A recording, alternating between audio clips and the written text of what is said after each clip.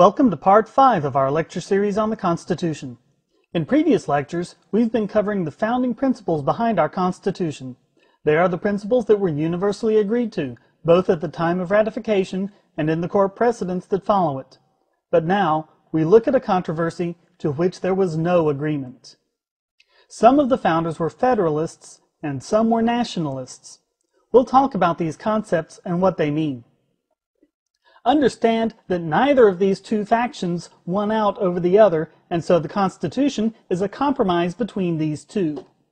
The controversy was first laid out in the debates in the Federal Constitution Convention. According to James Madison's minutes, it was Gouverneur Morris who laid out the controversy, saying that a federal government was a mere compact resting on the good faith of the parties, and a national government has a complete and compulsive operation. He also expressed his preference for a national government. So a federal system, or a federation, is a coalition or covenant of different groups, in this case, states. The state governments came together to join a union, a federation, and the Constitution creates that union.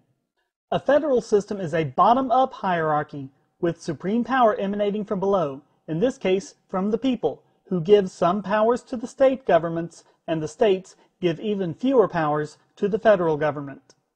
This results in local governments having the most power. This was seen as being essential to liberty, since it's a lot easier to deal with an oppressive local government. People have much more power and influence locally than they do federally. Not only that, it's a lot easier for someone to move over to the next town than it is to move to another state, and it's a lot easier to move to another state than it is to pack up and immigrate to another country entirely. In this way, there was competition between different governments and different ways of doing things. This means that very few powers are centralized in the federal government.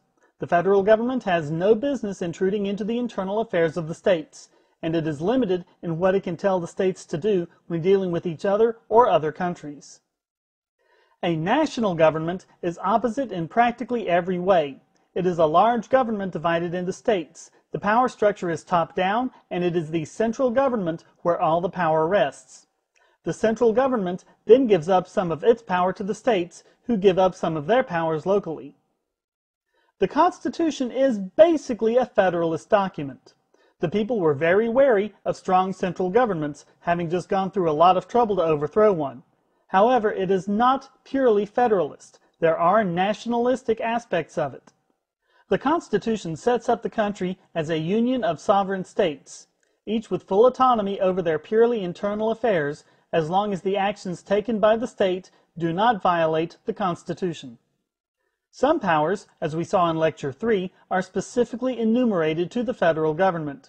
In those particular areas, the federal government acts as a national government, with full constitutional power to take all actions necessary and proper to execute those powers. In addition, some powers of the states were expressly prohibited. For example, Article 1, Section 8 gives the federal government the power to coin money. Article 1, Section 10 prohibits the states from coining money, and from make anything except gold and silver coin legal tender.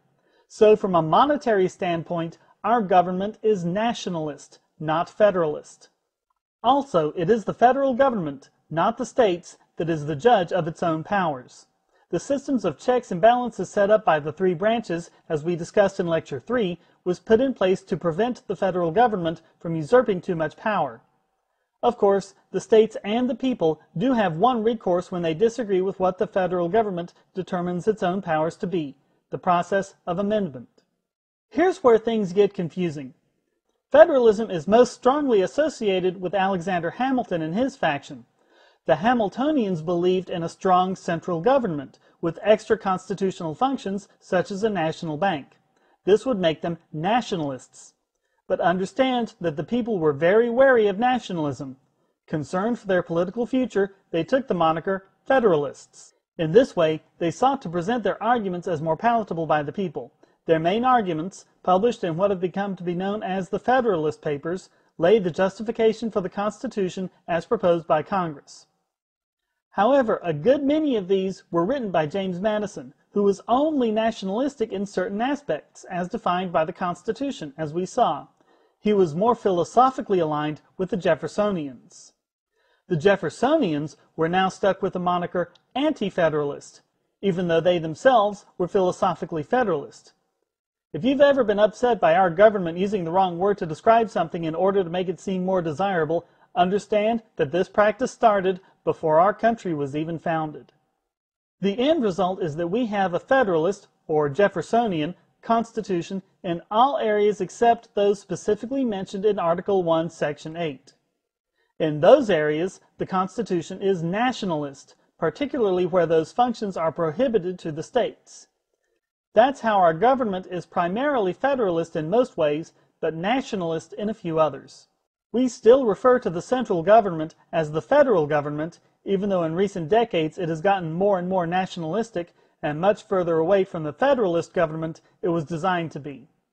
Until next time, stay strong and be free.